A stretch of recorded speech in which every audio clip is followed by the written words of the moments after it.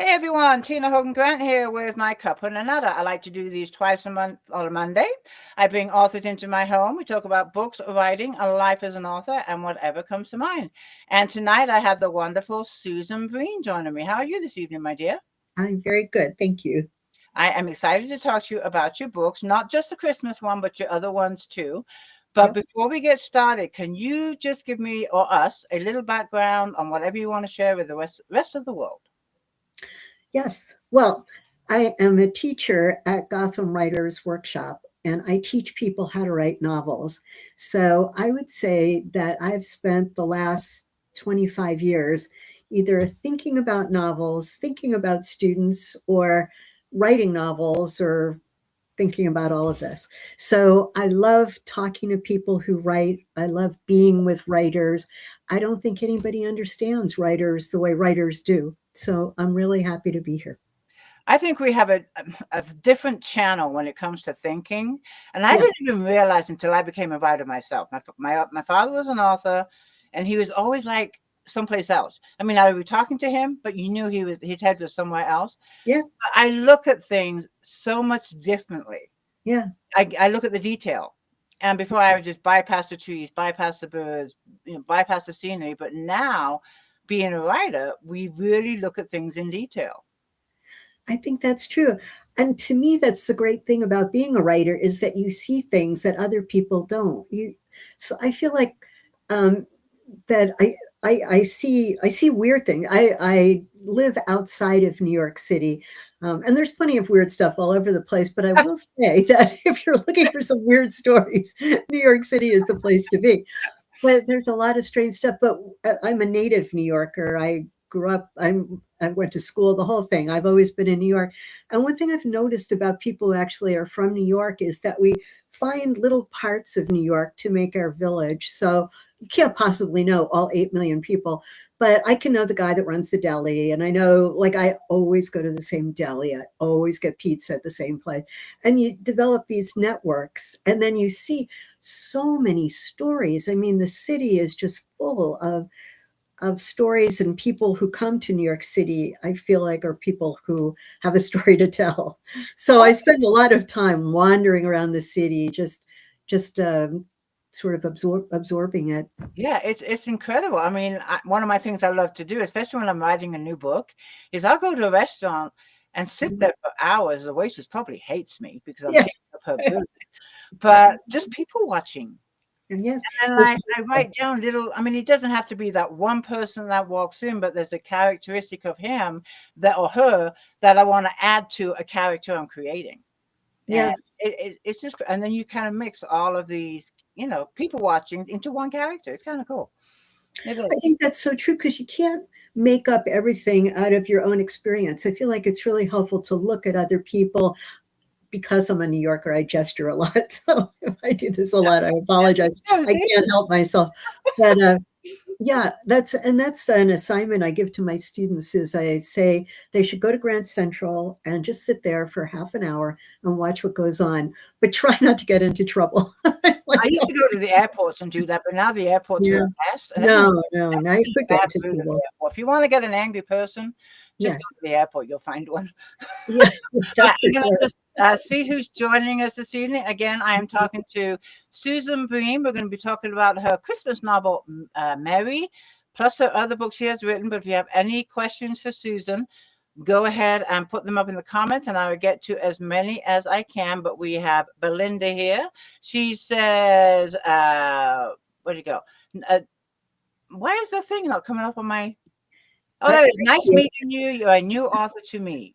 And well, then thank we you. have Karen. She says, hello, Tina and Susan.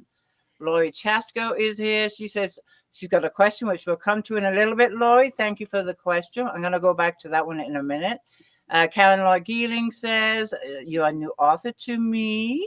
And I know I saw Elaine, but my chat thing is giving me an issue right now. Hold on, Elaine. I know I saw you there. Just give me a minute. We'll get you in a minute.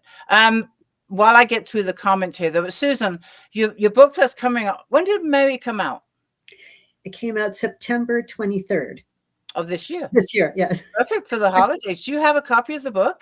I do indeed. I have it here. I love it. I love the cover. I know it's backwards, love and the that's cover. okay. I Don't worry. know, I know. Um, But can you, and let me show you my favorite part is there's a little dog on the spine. oh, it's so cute. Is And that I great? saw in your bio, you have one or two dogs. Two. Do you have two dogs? What kind of dogs are they? They're cockapoos, which is a mixture of Cocker Spaniel and Poodle. And one of them is 15 years old and one is 13. So they're my two little old dogs who basically sit at my feet all the time. And I love them. They're great company. That's a good age for those dogs. It is a very good age. I know. And they're, Oh, baby. they're doing okay. I mean, Yeah. they like to sleep a lot, but I do too. So. That's okay. That's okay. I have a pup that's 18 months Oh, old. wow. Oh, Oh, he's a Spitfire, Mr. Jack. But they all know Jack. I post about his shenanigans all the time. He's always in trouble. Okay, let's get back to Mary. yes. I'm trying to figure out my chat is paused, but I will get back to it. Okay. Mary, can you give us a little bit about the book without giving too much away? Yes. Mary is about a mother who has 3 grown children and she loves them, but she worries about them. She's afraid that they're not happy and she wants to do something to help them. Well, each of them is kind of hitting a bad moment in their life. She has an heirloom copy of A Christmas Carol and she sells it to take her children to London, where she thinks if she can get back to where Charles Dickens sort of created the way we celebrate Christmas now, that she can bring Christmas back into their life. But of course, everything goes wrong, including that the ghost of Charles Dickens shows up and is mad at her. Oh, I like the Charles Dickens edition there. Now, what inspired this book? Well, I will say that I do have 3 children. I have 3 grown children who, thank God, all seem to be doing quite well. They all seem happy. But my friends, when we get together, the one thing we all talk about is whose kid is not happy. I think there's a saying, you can only be as happy as your least happy child. And I think there's truth to that. So I noticed that I was spending a lot of time with my friends sort of talking about this one. Because the problem is all of us know, or parents of older children, is when they're like 2, you can arrange for a conference with the teacher. But when they're 32, who are you going to call? Like, you can't call his boss and say, he's having a problem, do something. So I just began to think about a woman who was sort of pushed to extremes, because I think when you write a novel, it's about pushing things to extremes. And I just kept thinking to myself, what could happen? And this is what happened. I love it. Now, is this a short story or is it a full-size novel? It's a full-size novel. It's 326 pages, I think, which I have to say is well, here's how thick it is. That's a good-sized book. It's a book. It's 326 pages. It's for those who follow these things, it's 91,000 words, which is, I must say, the longest thing I've ever written. But I guess I had a lot to say, and a lot happens. The chapters are short. It's fast paced, but they get to London and they spend 5 days there, and she's got 3 children. And so there are the 3 storylines, and she's got her own storyline. There's a Dickens storyline. So there's just a lot. I love short chapters, number one. Yes, me too. I have not issues, but I guess it would be an issue with long chapters that drag when there's just fill. Yes. Just get to the point, blah, blah, blah, blah. That's just my own personal thing. So I love the fact that it's short stories and the fact that it's in London. I'm from England. Now, have you been to London? Yes, many times. In fact, my youngest son lives in London now. Oh, and he's getting married to a young woman from Paris who he met when he was in school in London. So now he has a job and he has his visa and he's all set. But the result of that is that I go to London a lot and I love it. And, I've been thinking about London a lot as I wrote this book. And I think many people are like this because of the books I grew up loving to read. Even before I ever got to London, I had a feeling about London. I think New York is like this too. Like, people get to New York and they feel they know it. Mm-hmm. And I felt like London was that for me. I loved it before I ever got there. And then when I got there, I loved it in actuality. Right. When was the last time you were there? last December, but I'm going this December. I mean, So I'm from England, and you've been more times to England yeah. than I have since I've been over here, I think. I'm not too familiar with London because I live 250 miles north in Yorkshire. Oh, And I think lovely. I went maybe the one time I did go to London is we skipped school to go to Lady Di's wedding. Oh, wow. I mean, that millions of people in that crowd. Me and my best friend from school were in there somewhere. How close did you get? Excuse me. Oh, How no, close? we were close, but we were amongst that crowd. We were amongst that crowd. And boy, did we get into trouble when we got home. But I think half Yeah. the schools we skipped for that day. So it Well, wasn't. I was there for the Queen's funeral. Actually, I Oh, managed to, I wow. was there for the Jubilee. So that was whenever that was. Then I think a year later was her funeral. And then I was there for the coronation. So it got so like, and not intentionally, I just happened to book the flights when these When they things were happened. there. So every time I got there, there was some big thing going on. Have you ever made it north of London or just around London you've been? Yeah, it's Yeah, no, beautiful north, I've isn't it? gone north, and I went to actually for the first time last year. I went to Edinburgh, which Oh, was Scotland. really Okay. It's that gorgeous. was lovely. It's gorgeous. So Yeah. yeah, Wonderful. I love it. yeah. Elaine is here. There she is, right there. My thing is keeps freezing, but we're good. Oh, Okay, when okay. we're going back to the book, Yes. how long did it take you to write it? Because this is a big book, 91,000 words. Well, this is kind of a dramatic story, so I apologize, but I had been writing mysteries, and I love mysteries, and I learned a lot, and I love Agatha Christie, and so I spent 10 years writing mysteries. And I have an agent, and she sold my mysteries. And then 4 years ago, I got really sick and I wound up in the hospital. It was very serious. And I was like in the middle of writing a mystery, but it was not a situation where I could continue to write.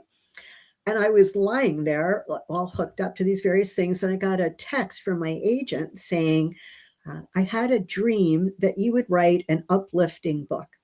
So I thought, okay, I can do. I needed something positive to think about. I was in a really bad place health-wise, and so I began thinking about it.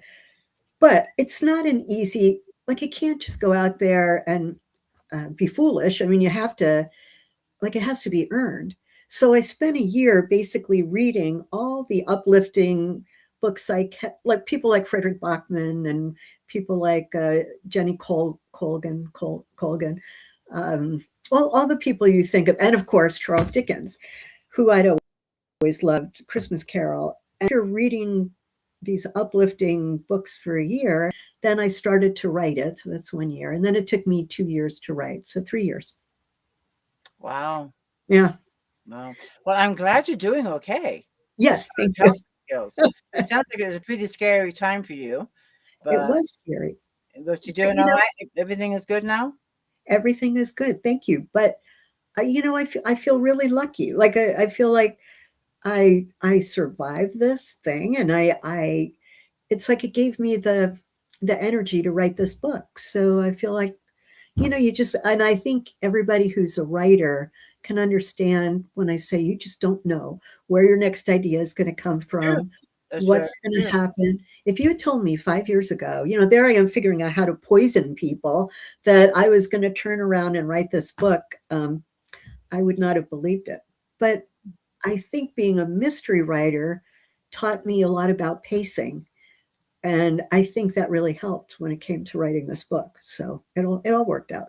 Now, when you sit down to start writing your book, Yeah. do you plot the whole thing out? Are you a pantser? Do you just sit Yeah. down and you wait for the characters to tell you their stories? What is your method of writing from in the I'm beginning? very disciplined in that I write every day, and I write, well, of course, the way days are, you never know how much time, but I would say on a good day, I write 2 or 3 hours a day.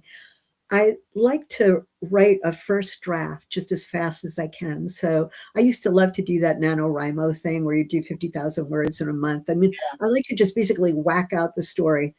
And then once I have something on the page, then I'll spend a year sort of taking it apart and figuring out. I do. It's I, the, I I, don't go back and reread. no, that's true. I don't, well, I've got the story imprinted in my head. and then it's awful. You know, you look at it and you throw out like 80% of it. A mess. But the last 20% is usually okay. So then I can take that and then go back and then start with it.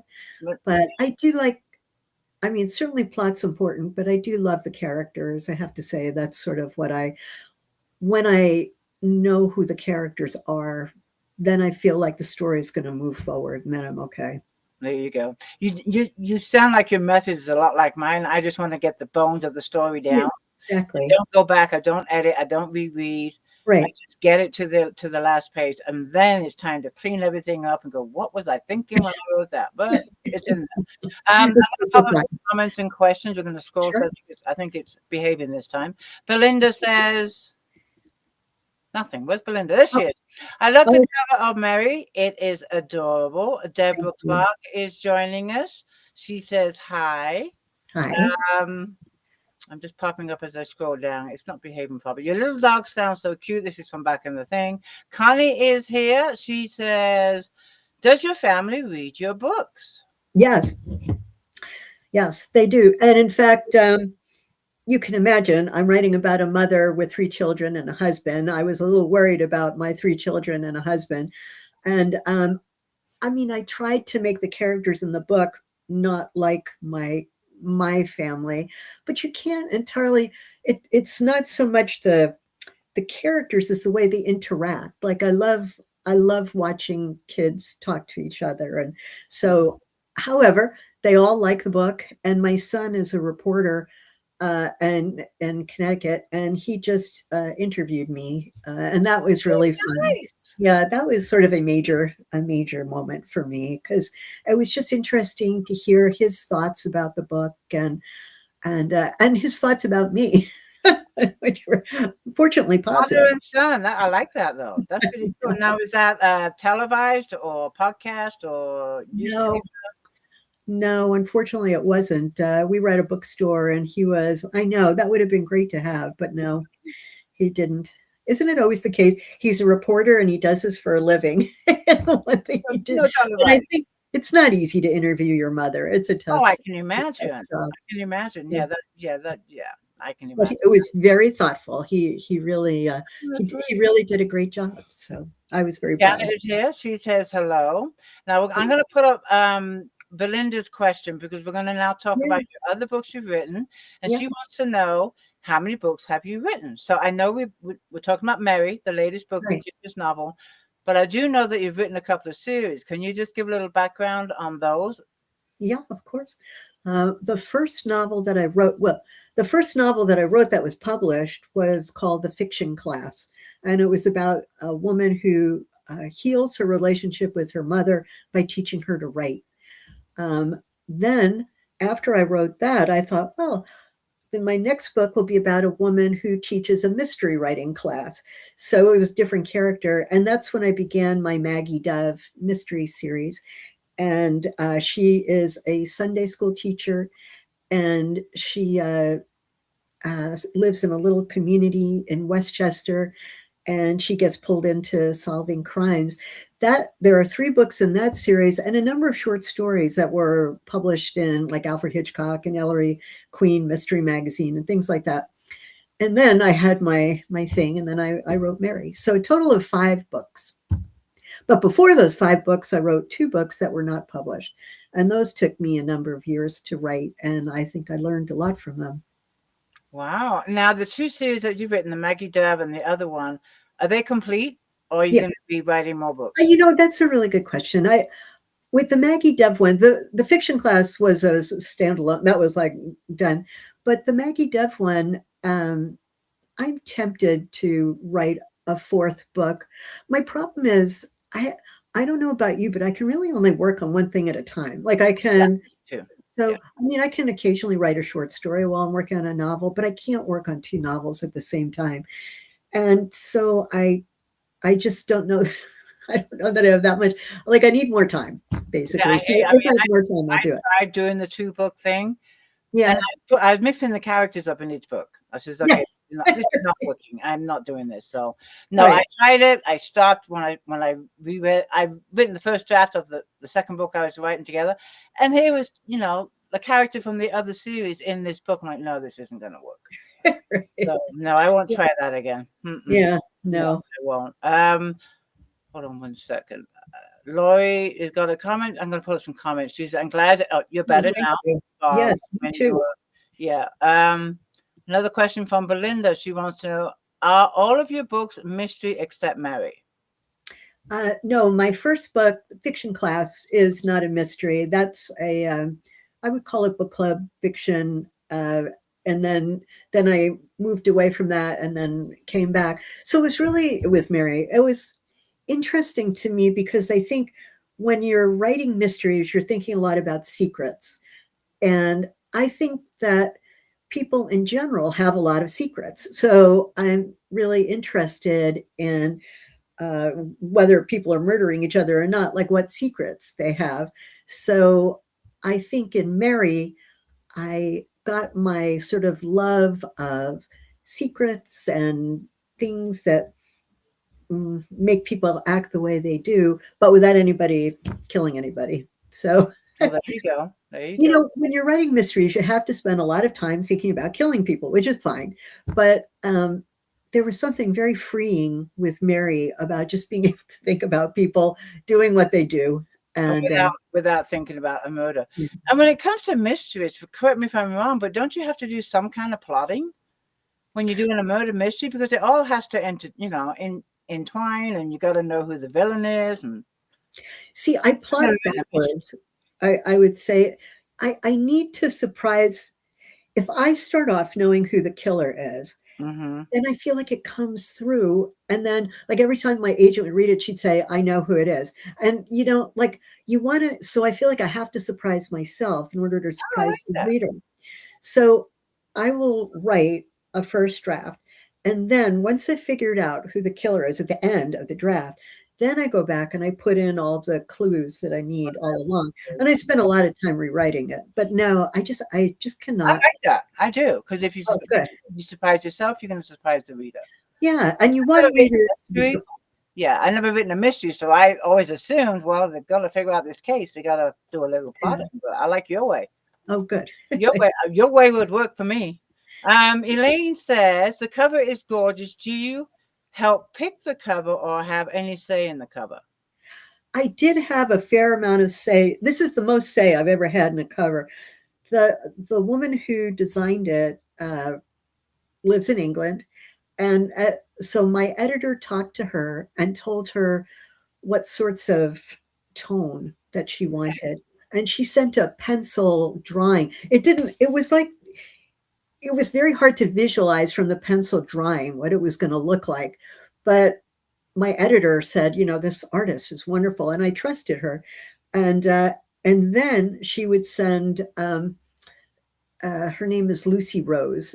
She would send illustration, and so it's like it began coming to life. More and more color came in. One of the last things that she added, my big input was that I wanted the dog on the cover. So I agree. And also, my editor really wanted these lights that you see there. She wanted something sparkly. Okay. I love those lights. So yeah. No, So you can tell right away it's a holiday book, a Christmas book, and I love the vibrant colors. I do too. I've never seen just so vibrant. So yeah, I love that. I'm sorry. Go ahead.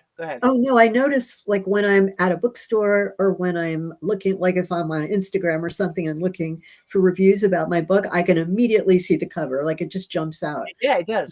It's very vibrant. Do you happen to have any of your other books nearby with the covers that we can see? Unfortunately, no, because I'm at my grandchildren's house at the moment. Oh, that's right. You told me you're in Massachusetts. I'm in Massachusetts, but I can post them on your Facebook page. That'd be great. I'd love to see them. I would. Laurie has a question for you. If you weren't writing, what job would you have? You know, that's a really interesting question because I've just been reading Fiona Davis's book, The Stolen Queen. I'm at the same time reading two books, The Stolen Queen and the Stolen Crown so I'm getting very confused about what's stolen. But anyway, and the protagonist of that book is an archaeologist. And when I was a girl, I dreamed of being an archaeologist. And reading this book, I thought, I would have loved to have done that. I just think archaeology, and she works at the Metropolitan Museum. I just think archaeology is all about stories and, like, I don't know, going to foreign places and having different experiences. So I think I would have liked to have done that. But basically, I'm happy being a writer, so I don't have any You can create complaints. your own stories. So there we go. Exactly. Yeah, Exactly. there we I don't go. have to get dirty. So Exactly. Okay, back to Mary, the yeah, Christmas novel. Is this a standalone, or do you think there'll be any more stories from this one? I think I will write. In fact, I know for a fact I will write more Christmas stories, but this book is standalone. This is I standalone. think everything wraps up at the end. Oh, So perfect. yeah. And do you have, other than the protagonist, do you have a favorite character from this book? And if so, why? Oh, that's really hard because I genuinely love them all. And one of the most difficult things about finishing the book was having to say goodbye to them. I mean, I still kind of see them wandering around. There is a dog in this book who talks to Mary. If she thinks he does, and I think he does, and I love that dog. Oh, So it's probably the dog. dog's Though I name, love all the kids too, what's but I the dog, can't pick a favorite child. what's the dog's name? Leroy. Oh, I like the The name. dog's name is Leroy, and her daughter starts going out with a young man whose name is Leroy, and she wants her to change the dog's name because she doesn't want her Leroy to feel insulted. That just cracked me up. You ever write something and it just makes you laugh? I don't even know where that came from. I don't know anybody named Leroy. I don't have a dog named Leroy. But I just thought, what if my daughter started going out with someone who had the same name as our dog? I love I it. don't know. I That's love stories with animals. yeah. As long as the animals don't get harmed, I'm okay They with do it. not get harmed. That's, I think, one of the first questions people ask is, does the dog die? And no, the dog is fine. Yeah, I don't know why people do that. We get so attached to the dogs, and it's like, why? Why did you have to do that? And Yeah, if that happens, I'm sorry to the author, but or a movie. It doesn't have to just be, if a dog right. or other animal gets hurt, I'm done. Yeah. I'm done. You just traumatized me. I'm done. And I just close Mm. it up. Yeah, I know. Yeah. I know. There's a lot to deal with. I don't want to deal with that. Yeah. Now you've had quite a history, not just to be an author, but writing. I want to put up Janet's question. She says, "How long have you been writing?" But I want you to just give us a little background, not just from your author perspective, but your history, because you've written for magazines. If you Yeah. can just give us a little background. Well, I have a master's degree in Eastern European economics from Columbia University. And my plan was to work for the State Department well, actually, my plan was to work for Time Magazine and be sent to, I didn't know where I exactly wanted to go, but say Czechoslovakia, and that I would cover economics. And that did not exactly come to pass, though I did get a job at Fortune magazine and I did cover international mining for a while. No, you can't really see what I look like, but I'm short. I'm 5 feet tall. So it was the perfect size to go into a mine. So I 5 feet remember tall. being lowered into a mine. So I did that. And then I got married. Then I had started having children. And I got a job working. I was an editor at the Foreign Policy Association, which was wonderful, where we just basically sat around and thought about foreign policy all day. But then I had more children, and then I thought, well, so then I stayed home with them, and I began writing short stories. I have to say, I found the idea of writing a novel very intimidating. I grew up in an age where, like, you were supposed to write the great American novel and you were supposed to be like Yeah. Hemingway. And I just thought, I can't do that. Um, but over time, as I was writing short stories, I thought, well, I don't have to do that, but I have my own story to tell. And so I began thinking about my type of story. And so I think I started working on my first novel like in 1999, long time ago. And yeah, and then I just kept at it. Fortunately, my right around then I got hired by Gotham Writers to be a novel writing teacher or to be a writing teacher. And So I had income, which was nice. And yeah, I was then surrounded by other writers, and then I never looked back. You engulfed it. Yeah. You certainly did. That's a lovely story. Wonderful Thank story. you. I want to go back to the mine real quick though. That you, 5 foot tall, go down a mine. How many feet did you go down? Well, this was some time ago, so I don't know. It was in South Africa, and you literally plummet. I mean, you just go. And the funny thing is, well, I don't know that that's funny, but the men who worked down there, they had a difficult life. I mean, it was not a great place to work. And one of them gave me a rock, and it had diamonds in it. But if you've ever seen, or no, I'm sorry, not diamonds, gold. If you've ever seen gold in rock form, it doesn't look like gold. It doesn't look. It just looks like a rock. You would never know. But I held on to this rock, and I years went by, and my son had a show and tell at school. And he took it because he was really intrigued by it. He took it to school to show it. And then afterwards, he went and he played at the playground. Oh, no. Did you lose it? Yeah, I never could find it because it looked like any other no. rock. I mean, I could have taken any rock out of the ground, and that would have said this is a rock with gold in it. So that was the end of that. Oh, my God. What an So adventure. there's a life lesson. Never give your child something. I mean, there's a story in that right there. I mean, there's a story right there. The mine, 5 foot tall, rock, Africa. Right. There's a book right there. Yep. I'm looking at the time. We have a treat. You are going to read a little sample for us from Mary. So I'm going to hand it. Are you ready for doing that Yes, now? I I'm going to hand it over to you, and we're going to listen to a little bit of you read, which the readers love, by the way. Oh, good.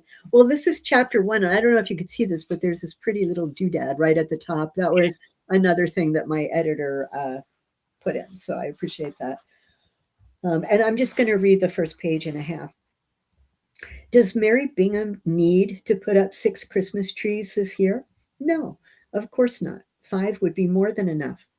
Neither does she have to put candles in each of the windows of her pink Victorian house, or order vintage tinsel from a private supplier in New York City, or buy presents for everyone in her office, especially given how notoriously particular antiquarian booksellers are, or try to get her 3 grown children to smile in a non-snarky way for the annual Bingham Christmas card, or make homemade sugar donuts to hand out to all the people who drive by her house every year to admire the lights and ask her how much her electric bill is. This could be the year that Mary Bingham is sensible about Christmas. She knows she's supposed to be sensible because everyone keeps telling her so. She's 55 years old, and she's supposed to be thinking about downsizing and cutting carbohydrates and being careful. She is not supposed to be crawling around on the roof trying to attach Rudolph the Red-Nosed Reindeer to the eaves, especially not in the middle of a windstorm, though she does so love the feeling of being up high, the Hudson River stretched out beneath her, waves cresting like little sharks. She'd never fallen off the roof before, not even close. So all right, she was stupid, and she was lucky the yew bushes broke her fall. Now her ribs are banged up and she had to have an x-ray. She's back home and totally fine, except her entire body hurts when she breathes in and she feels like she hears a train rushing through her ears.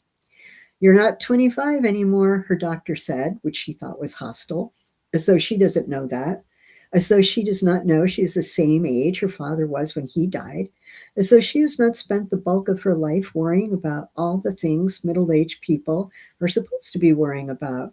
Whether she'll ever pay off her credit card bills, and whether she and her husband will have enough money to retire on, and whether her children will ever find happiness, her beloved children who can't seem to look at each other without snarling. She knows perfectly well she overdoes it when it comes to Christmas, but how can she not?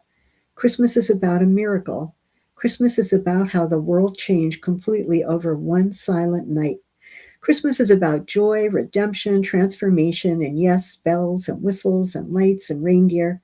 Christmas is the exact opposite of being sensible, and Mary doesn't care if she goes soaring right off the roof again and again.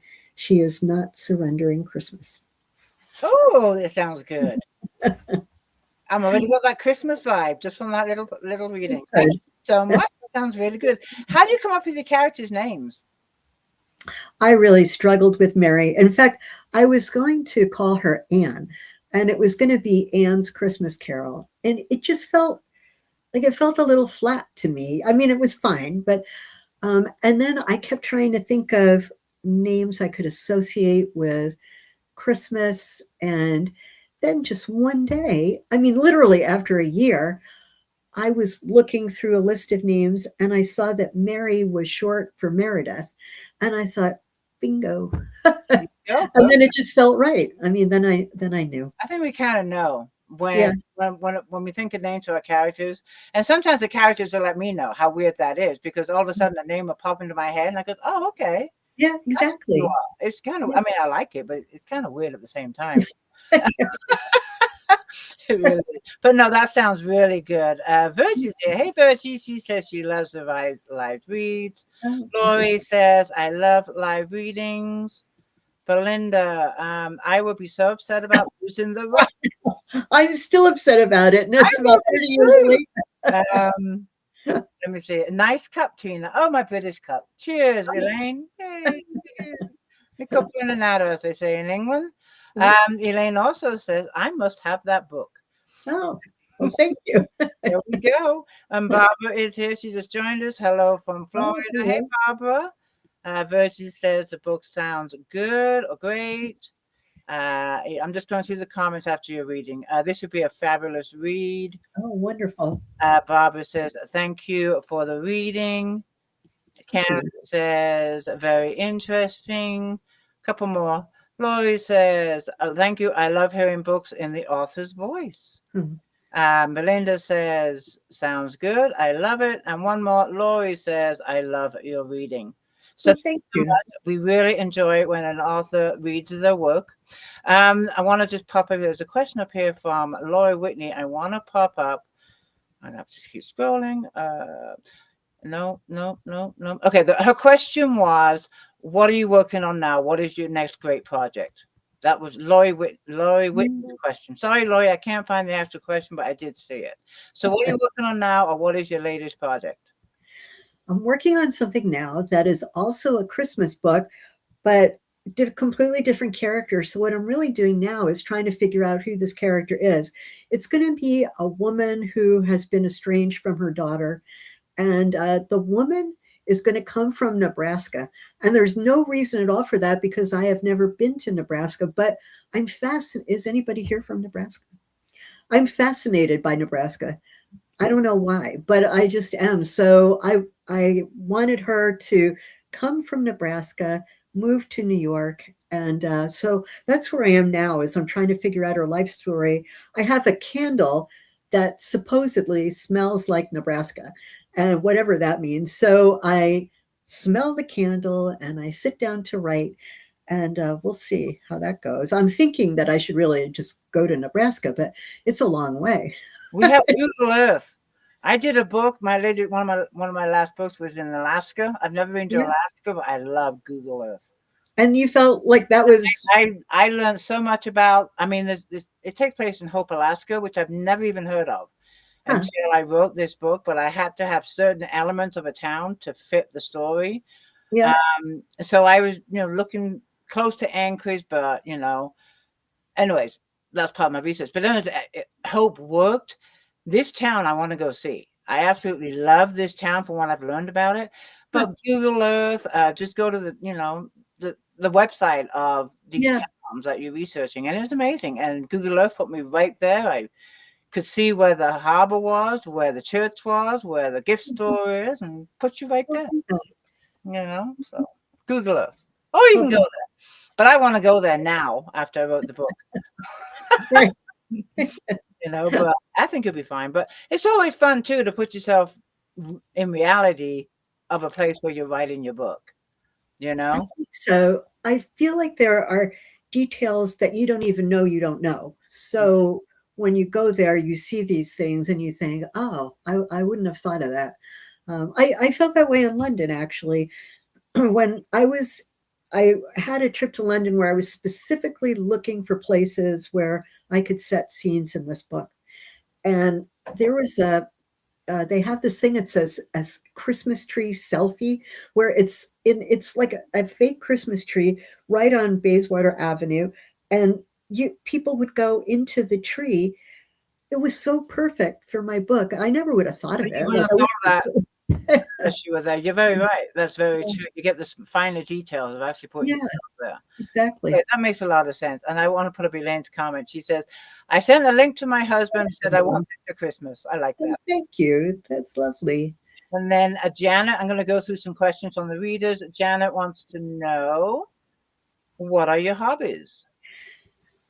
Well, you might guess reading.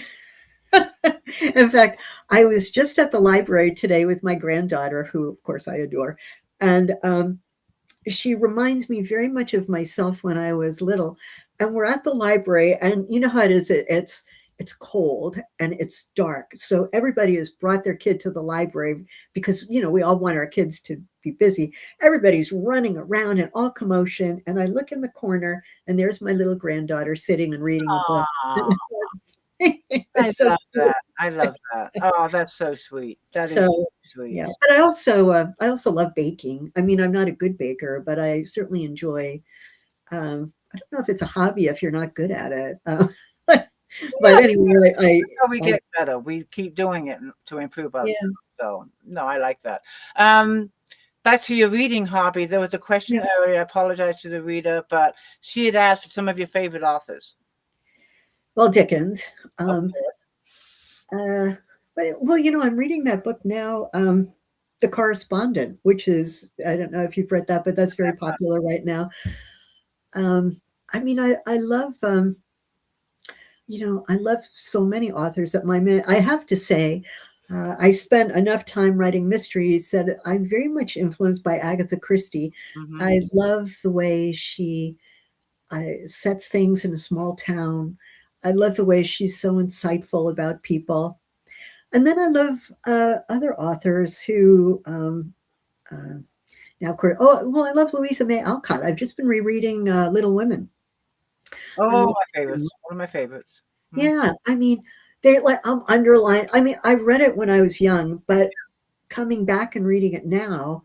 Oh, and then I'm also doing this group read thing on Instagram where over 2026, we're all going to read the Brothers Karamazov. So that should be fun. When I was a young reporter, I read Brothers Karamazov for the first time. And one of my editors said, you should read this book every 10 years because you'll have a different opinion every 10 years.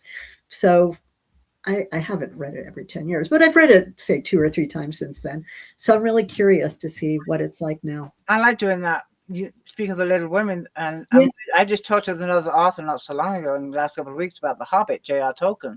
Each time I read these books, I learn something new. Yeah. Like, why didn't I pick up on that the first time I read it?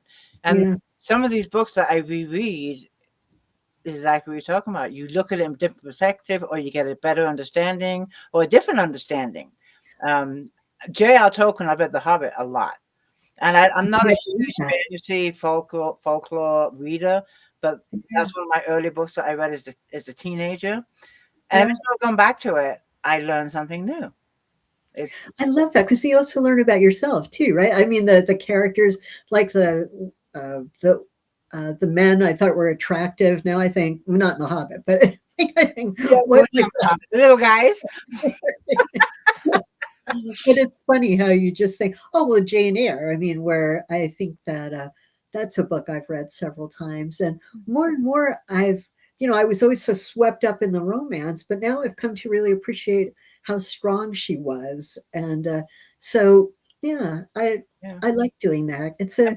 Nowadays, I don't have time to reread a book. I wish I did. Yeah. Because there are a few other books that I would like to reread. Yeah. But as you mentioned earlier, as an author, it's just nonstop. You're always doing, and it's not just writing the book, right? All the stuff we do behind the scenes. One of them doing this with you, doing a chat. Exactly. There's just so many hats we have to wear, and it's said, I wish we had longer days, but then I'd just be exhausted. Just be exhausted. Another popular question from Lori Yeah. Chasco. She says, do you have any authors or writers in your family? Well, my son is the editor of the New Haven Independent, so he is a writer. No, no fiction writers in our family. They've all tended to go more toward journalism, but they're all big readers. I have to say, I'm a little glad because, I'm always worried somebody's going to say they're going to write a memoir. It's going to be about you. Oh my goodness. So, but they're all big readers, so it's fun to talk to them. That's good. From another, they like books, whether it be writing them or Yeah.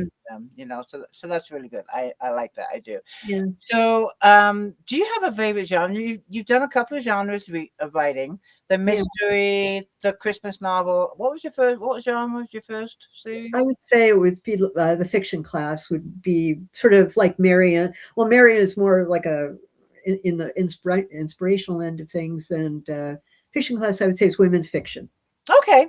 Do you have a favorite from those three genres, or is there a genre you haven't written yet that you'd like to give a go? That's interesting. I've never been tempted to write science fiction. I like to read it, but I find that very daunting. I think I might be tempted to write romance because I like to think about, it's just fun to think about romance, but I don't. In the book I'm working on now, it's not a romance, but there will be romance. So, I mean, I guess at this point, I feel like I want to blend in things that interest me into the book I'm working on. So I don't think I would start anything new. My agent feels very strongly she wants me to stick to what I'm doing, and she's very bossy. So, so when she gets mad at you, it's like, "Ah." So yeah, I think I'll stay with where I'm happy. You ever just feel like you're in the zone, and I just feel like I like these people. I like, I like the whole thing. So I'm kind of happy. Yeah. Now, is she being your agent for all your books? No, she's actually my 5th agent, Oh my but goodness. just unbelievable. Like I my very first agent, I won't give you the story of each of them, but my very first agent, I won at a contest. I was at this conference in Utah, Okay. Mm-hmm. and the first prize was an agent, and I won. And I was so excited that I didn't stop to think, have I won a good agent or a bad agent? I just thought I won an agent. And so at that time, you really needed to be in New York. I mean, now it doesn't matter, but at that time, it was really better to be in New York if you were an agent. And literally, I signed the contract. And she said, first of all, that she was moving to Florida. All right. And then that she was going to drive cross country in an RV. And I thought, this is pre-internet. Right. How is she going to be sending out my book on submission if there's not even a return address? Like, how is this going to work? She's not doing an RV. No, so that didn't work so well. So that taught me a lesson. And but it's all the learning. She was a lovely person and very smart. So it was really I should have thought about the whole thing more. And then I went through, I just went through various experiences. But Paula has been my agent for now more than 10 years, and I feel like then she's and I trust her, and maybe more than that. So yeah, I think she's great. She knows your work and everything like that. Yes. Can you give us a little more info on the book you're working on? Is there any title or release date or deadlines or anything like that? Nothing? I'm supposed by January, which is 1 month away, I'm supposed to have 50 pages, the first 50 pages, and an outline. I do have the first 50 pages. In fact, I have the first 75 pages, so that's not bad. And in terms of an outline, I have a really strong outline up to about page 150, but I haven't figured out how it's going to end. And I don't have a title. I think it's one of those things that will come to me, but I don't have it yet. And when Mary came to me, it was like, oh, of course, how could I have ever thought it would be anything else but that? But for a long time it wasn't. So I just have to, one thing I've learned is you just have to be patient. You just can't force these things. So You can, and I'm the same way. I mean, a lot of your writing habits the same as mine. I don't force anything in the writing. For me, it's the character's story. So whatever they do, whether I like it or not, I'm going to put it down because it's their story. And I will question it. Why are you doing this? But then when I get to the end of the book, like, okay, now I know why you did that. It all came together. It all makes sense, even though I didn't like what you did at the time. And it's the same with me for a title. Whenever I start a book, it just says new book. That's it. Well, that's a good idea. Just new book. You know, that pretty much says this. One day it gets changed, but until then, it's new book. Yeah, that makes sense. Yeah, and sometimes it comes to me right away, and sometimes it'll be the last chapter. Like, okay, we're going to get this title somewhere in here, you know. So, but I don't stress over it. I really don't. And the other thing I don't stress over is if I sit down to write and I'm not hearing anything, I don't sit there and tap my fingers and wait. I love to just leave, go do something else. If I'm doing dishes, whatever, and all of a sudden they start talking, the dishes can wait. I'll come back. But I'm not going to sit there for 15, 20 minutes and you decide to tell me what's going on in the book. Yeah, no, that's really good advice, because I have students who torture themselves. I mean, they've got to sit. And I think I don't think that's emotionally healthy. I think I mean, when I first started writing, my first book came out in 2018. I stressed over every little thing. Yeah. Every little thing. And like you said, we're always learning something new. And you just learn to let go of a lot of the stuff you can't change. And I can't force these stories from my characters until they're ready to tell me it. So I'm not going to sit there and waste my time. You know? I think you're exactly right. Yeah. I mean, you really do just have to listen for them to talk. And letting go of the stress, relaxing. Yeah. A huge, huge difference. It really is. I was just uptight about everything, and I just had to learn to let it go. I really did. So it makes a difference, right? It really does. It really. I mean, of course, you know, I'm anxious to hear what's going on in the book. I'm anxious to get my next book out, but I'm not going to force it. I just won't. And I feel that my writing is better that way too. And I'm happy about it too. I'm more excited when I sit down to write. Because, I got to sit down and write, and I got to sit here and wait. You know, there's other things I got to do. No, when they're ready, I'll be ready. You know, so it's just something that's changed for me in the last couple of years, and I love it. I think you can tell when a writer is happy, or when when you're reading their work, if they're doing what they want to be doing. I think it comes across. I realized I had to make some changes. I really had to make some changes, and I did a post about it a while back, but it's made a huge difference, and it's just my frame of mind is just much better. Much better. The stress is, it's just gone. No, as they say, don't sweat about the small stuff. Right? True.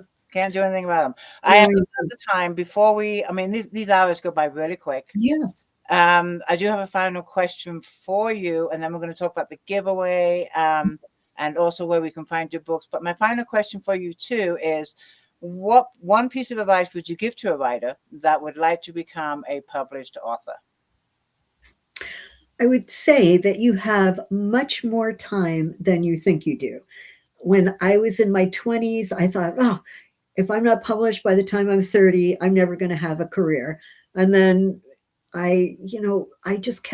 things just kept happening, and I would have ups, I would have downs, and you just have to, it's a lifetime commitment, and you just have to be willing to commit to that and really treasure those good days that happen, and try not to be broken by the bad days that happen. But you have to find your joy in this whole thing. I have to toss in one thing that just happened that just was amazing, and that is I was just mentioned in People magazine. This is like wow, the most remarkable thing that has ever happened. My trusty PR team sent me an email that said, People is interested. And I said, no, People are interested. No, People is interested. And it turned out that they were doing an article on famous authors' favorite books. And Mary was Fiona Davis's favorite book. So they had this in People, they had this thing about Mary. I thought, I would like to win the Nobel Prize. That's not likely, but in some ways, I'd rather be in People. Like I feel like huge. Isn't that incredible? Yeah. That is huge. Congratulations. Thank you. Yes, And very well excited. done to your PR team. I know. Wow. I know. They're Keep them. terrific. Keep Yeah. them.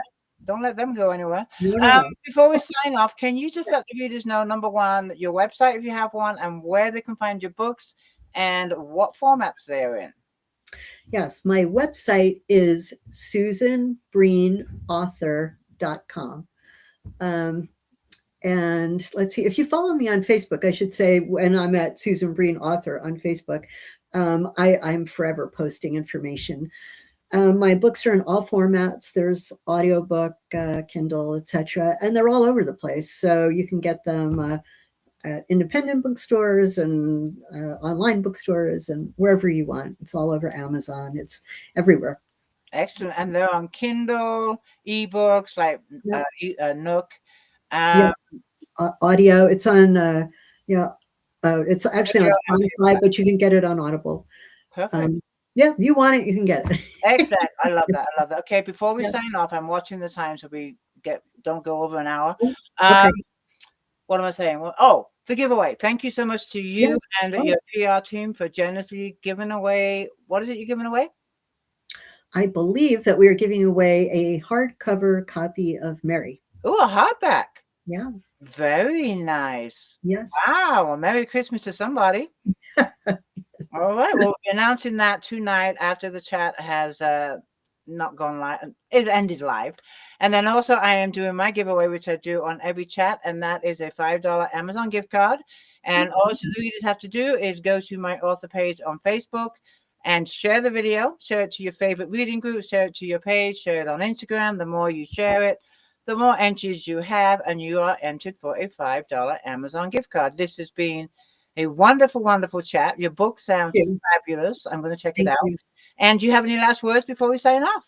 No, but I've really enjoyed this. Thank you so much. This has really been a treat. And thank you. I appreciate it. Thank you for being here. And thank you, readers, as always, for joining us. I will see you back in the group. And I'll announce the winner in a couple of hours. So Merry Christmas, everybody. I will see you soon.